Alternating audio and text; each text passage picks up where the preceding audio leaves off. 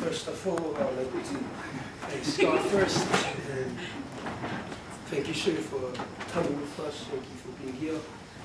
And we're going to wish you, sir, your driving speed amazing, is it? It's been a fast and furious. Thank you very much. And I'd like to say thanks to your parents and the teachers and the students. Thank you. Oh.